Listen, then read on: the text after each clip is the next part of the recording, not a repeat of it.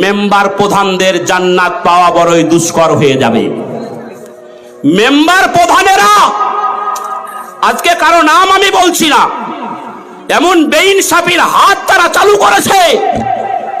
আজকে ভাইয়েরা আমার, আবাস যোজনাতে কারো যদি নামও আসছে, নামটাকে কাটিয়ে দিচ্ছে, তারপরে তাকে আবার গোপনে ডেকে বলে 10,000 টাকা আগে ঘুষ দাও, তোমার নামটা লিস্টে উঠে যাবে।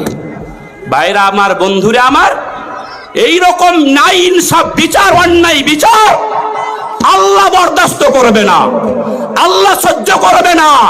হয় দুনিয়াতেই ধ্বংস হবে, না হলে পরকালে আল্লাহর মার থেকে আপনি রক্ষা পাবেন না।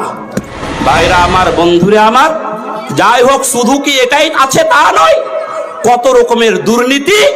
এই দুর্নীতির হিসাব আমি বলবো না, আপনারা নিজেরাই ভালোভাবে জানেন।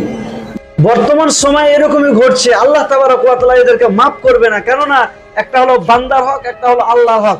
আল্লাহর হক যদি কেউ নষ্ট করে, সেটা আল্লাহ সুবহানাহু ওয়া তাআলা কিয়ামতের দিন আল্লাহ মাফ করে দিতে পারেন। নামাজ পড়েন, এটা আল্লাহর ব্যাপার, আল্লাহর কোনো কথা অমান্য করলেন, আল্লাহ আপনাকে চাইলে মাফ করবেন। কিন্তু বান্দার হক যদি আপনি মারেন, বান্দা যতক্ষণ পর্যন্ত আপনাকে মাফ না করবে, আপনি জান্নাতে প্রবেশ করবেন না। একটা হুকুকুল্লাহ, একটা হুকুকুল ইবাদ, এই দুটো জিনিস বিশেষ করে মনে রাখতে হবে।